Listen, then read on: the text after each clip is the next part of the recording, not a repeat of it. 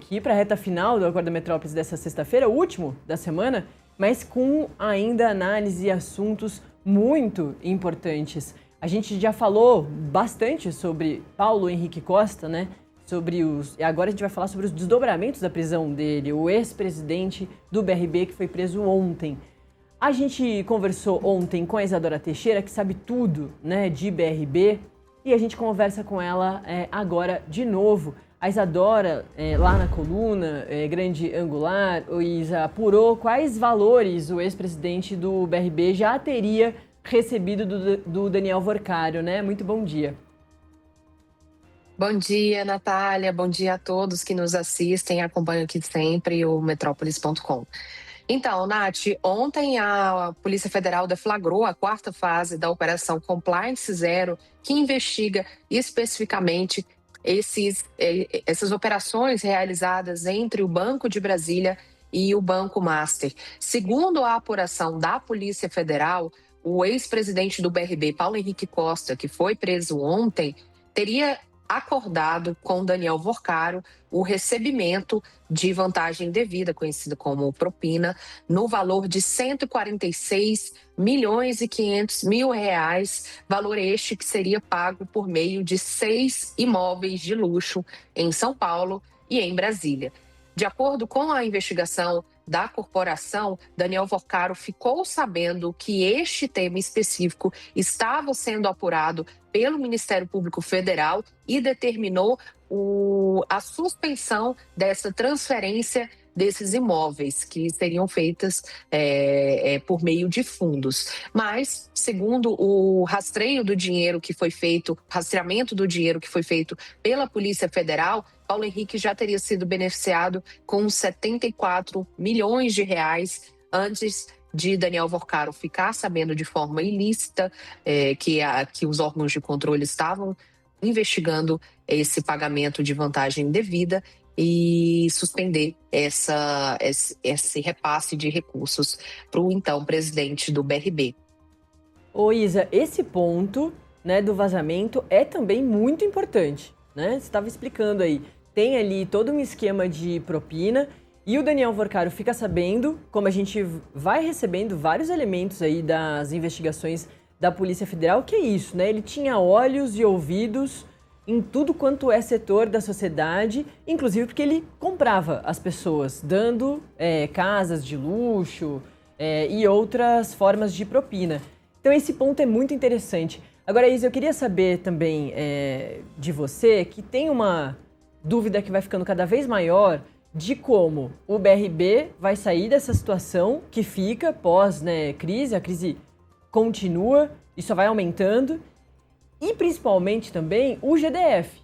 O governo do Distrito Federal era um fiador do BRB, né? E a situação também vai ficando cada vez mais complexa, né, Isa? Exatamente, Nath. Para explicar um pouquinho sobre a estrutura, o governo do Distrito Federal, ele é o acionista majoritário do BRB. Você tem ali outros acionistas minoritários, é o caso do IPREV, que é um instituto estatal também aqui do governo do Distrito Federal, algumas pessoas, uma porcentagem muito pequena, e também durante essa apuração a gente revelou que o Grupo Master e REAG já tornou-se dono de 25% do BRB, ou seja, de uma fatia muito importante. Mas o governo do Distrito Federal é sim um acionista majoritário, então toma as decisões junto ali da alta administração do BRB e participa dessa gestão. E agora, nessa tentativa de socorrer o banco, que ficou numa situação muito ruim, com um buraco muito grande, o GDF entra como um garantidor aí desse pedido de empréstimo que foi feito junto ao Fundo Garantidor de Crédito, o FGC, e ao consórcio de bancos. O GDF deu como garantias alguns imóveis naquele polêmico projeto de lei que foi aprovado na Câmara Legislativa e, além desses imóveis, também ofereceu ações que é do próprio governo em outras estatais, como a Companhia Energética de Brasília, a SEB, a Companhia de Saneamento Ambiental, a CAESB, e, além disso, recentemente a gente conversou com o atual presidente do banco, Nelson Antônio de Souza, e ele disse que o BRB abriu o portfólio do GDF para que o FGC e os outros bancos que estão estudando aí esse possível aporte ao BRB por meio de empréstimo possam escolher ali os imóveis que mais interessam para que eles entrem como garantia desse negócio. Então, de um lado, o GDF ele tenta salvar o BRB de uma forma operacional para injetar recursos no banco, que precisa de um provisionamento de 8 bilhões de reais, segundo o próprio presidente falou, e obviamente, o GDF sofreu um impacto político que ainda é imensurável. A gente precisa aguardar aí como é que vai ser o desfecho dessa situação, até onde vai chegar essa investigação da Polícia Federal e o que mais pode vir. Lembrando que a gente está em um ano de eleições, um ano eleitoral, e o impacto político é imensurável até o momento. Ô Isa, você também traz aí especificamente sobre esse esquema de propina do Vorcaro com o Paulo Henrique Costa, de quais seriam esses imóveis pagos para o presidente, o ex-presidente do BRB, contando ali que antes, né, da gente saber dos 74 milhões de reais, tinha um montante de 146 milhões de reais. Eu brinquei ontem com a Mirelle Pinheiro que um apartamento muito confortável hoje em dia, né, com várias suítes, com várias vagas na garagem, custa ali uns 5 milhões de reais. Para 6 imóveis chegarem a 146 milhões de reais, os valores eram muito maiores, né? 10, 15, 20 milhões de reais. E você tem aí um pouco mais de detalhes sobre esses imóveis, né? Exatamente. Eram 4 imóveis, Nath, em São Paulo, em regiões muito nobres ali da capital do estado de São Paulo, que são os imóveis de maior valor, né? Todos no bairro de Itaim Bibim, em São Paulo. E a gente fez uma pesquisa aí para ver o que tem na estrutura desses condomínios e a gente viu que, segundo em um desses condomínios que, segundo a Polícia Federal, o ex-presidente do BRB receberia um imóvel como pagamento de propina, os apartamentos chegam a 570 metros quadrados, que é um tamanho impressionante para um apartamento. São 5 suítes, 6 vagas na garagem. E além desse apartamento em Itaim Bibi, também tem outro no bairro Vila Olímpia, também em São Paulo, com apartamentos que vão de 275 metros quadrados a 592 metros quadrados. E, além disso, tinham 2 imóveis aqui em Brasília também.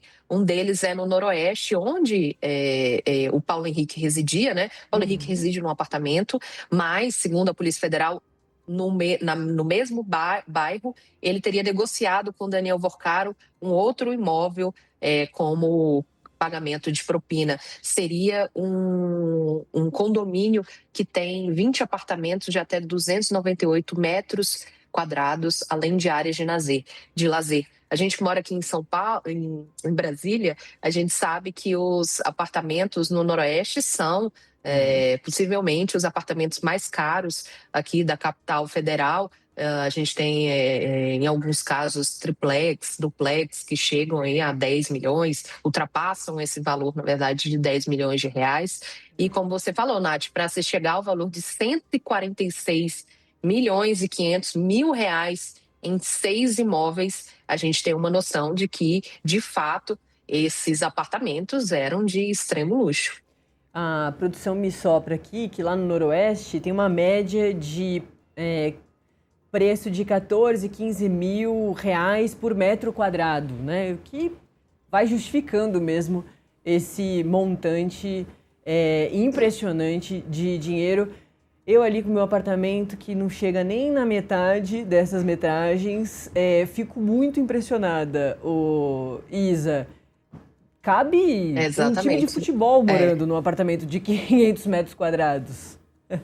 Exatamente. Assim, o apartamento é um tamanho impressionante e o que valoriza os imóveis também, obviamente, a localização destes imóveis, além da estrutura de luxo e o tamanho, né? Um tamanho impressionante mesmo, um tamanho muito maior do que muitas casas, inclusive, né? Não só apartamentos. Ô Isa, e para finalizar contigo, A questão das mensagens ali, né, que a gente tem acesso, que mostram, comprovam um longo período ali de procura do Daniel Vorcaro para deixar o Paulo Henrique Costa feliz. Ele diz isso para a corretora, né? Não, essa pessoa tem que ficar muito feliz com isso que eu tô dando para ele.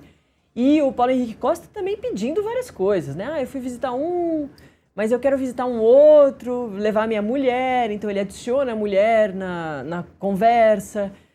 A gente precisa imaginar que essa família, de uma hora para outra, começou a visitar apartamentos muito luxuosos, né? Que seriam para essa família. É óbvio que a Polícia Federal também usa esses elementos para entender se a família estava envolvida de alguma forma. Ou seja, a mulher do Paulo Henrique Costa, se ela sabia de onde vinha aquele dinheiro todo do nada, né? Do nada. A pessoa tem ali uma renda, uma estabilidade, como um presidente do Banco de Brasília, e de uma hora para outra ela passa a visitar apartamentos muito luxuosos em São Paulo. E mais um elementinho que aparece ali nas mensagens é do governador do DF, sendo colocado ali como a gente vai precisar de uma argumentação para fazer com que as críticas todas que a gente vai receber, já que o Banco Master já apresentava muitos problemas, para conseguir justificar, né, Isa? Exatamente. Essas mensagens que foram elencadas pela Polícia Federal ao pedir a prisão de Paulo Henrique Costa e do advogado Daniel Monteiro, lá em São Paulo, mostram, na verdade, uma proximidade grande entre o então presidente do BRB e o dono do Banco Master, que àquela altura estavam fazendo os negócios entre as duas instituições, o Paulo Henrique à frente do BRB, Daniel à frente do Master. A gente lembra aqui que o BRB, contando a compra de carteiras de crédito e as substituições, movimentou 30 bilhões de reais com o Master, que é um volume muito grande para uma instituição como o BRB, como o Banco de Brasília, que, embora tenha crescido nos últimos anos, ainda é considerado uma instituição de pequeno, médio porte, em comparação com os outros bancos do país. É um banco estatal. Se eu não me engano, é um entre os 5 bancos estatais que existem no país hoje. Então, Nath, essas conversas mostram como é que era essa relação entre Paulo Henrique Costa e Daniel Vorcaro. E mostram também uma proximidade. O Paulo Henrique se referia a Vorcaro como amigo, pedia ajuda para destravar esses negócios aí que são apontados como propina em relação aos imóveis, e ao mesmo tempo eles tratavam da compra de carteiras de crédito do BRB do Master pelo BRB. Então, é muito interessante analisar essas conversas, porque em um mesmo diálogo eles tratavam do apartamento e, em seguida, falavam sobre a compra dessas carteiras de crédito. A Polícia Federal, durante a primeira fase da Operação Compliance Zero, lá em novembro de 2025, quando o Vorcaro foi preso pela primeira vez, apontou que o BRB comprou 12 bilhões de reais em carteiras de crédito falsas, ou seja, fraudadas, que não tinham qualquer lastro, que o Master passou para o BRB. E o que essas mensagens revelam agora é que, ao mesmo tempo em que os principais gestores dessas duas instituições negociavam essas operações com as carteiras de crédito, também tratavam de assuntos privados, assuntos particulares, que a Polícia Federal aponta agora como uma vantagem indevida. Exatamente. Fica simples da Polícia Federal conseguir relacionar, né? Eles estão falando desses apartamentos todos porque é uma moeda de troca, né? O que o Paulo Henrique Costa vai fazer para o Daniel Vorcaro para ganhar esses apartamentos? E a conversa dos créditos tá ali, né? E outra coisa, você citou a mensagem sobre a menção ao então governador Ibanez Rocha. É uma das primeiras mensagens, se eu não me engano, é a primeira citada na decisão do ministro André Mendonça, que autorizou a prisão de Paulo Henrique, na qual Paulo Henrique se refere a Vorcaro como amigo, diz que está empolgado com o que eles vão construir juntos e que ele está pensando em lançar a operação na segunda-feira. Ali a gente não tem a data explícita, mas a gente acha, a gente interpreta que seria a operação de compra de fato, do Master pelo BRB, que foi anunciado em março de 2025. E quando ele diz que está pensando em lançar na segunda-feira essa operação, ele informa a Vorcaro que o governador pediu a ele um relatório para que pudesse embasar as argumentações deles, porque vão receber muitas críticas, né? Como você disse. Logo em seguida, a defesa do agora ex-governador Ibanez Rocha, né, que deixou o governo recentemente para se candidatar ao Senado, essa defesa soltou uma nota dizendo que, na verdade, essa mensagem comprova o que a defesa de Ibanez tem dito, de que ele não teve interferência no BRB nessas operações com o Banco Master, porque se ele tivesse tido qualquer interferência, interesse, ele saberia sobre essas operações e não precisaria de argumentos para poder defendê-las. Perfeito. Tá feito também esse registro importante. Isadora Teixeira, sabe tudo aí sobre essa questão toda do BRB e agora muito sobre também Banco Master. Valeu, viu, Isa? Um ótimo trabalho, uma ótima sexta-feira, final de semana. A gente se encontra de novo aqui muito em breve. Obrigada, Nath. Obrigada a toda a equipe e até a próxima, gente. Valeu, até a próxima. A gente tem matéria também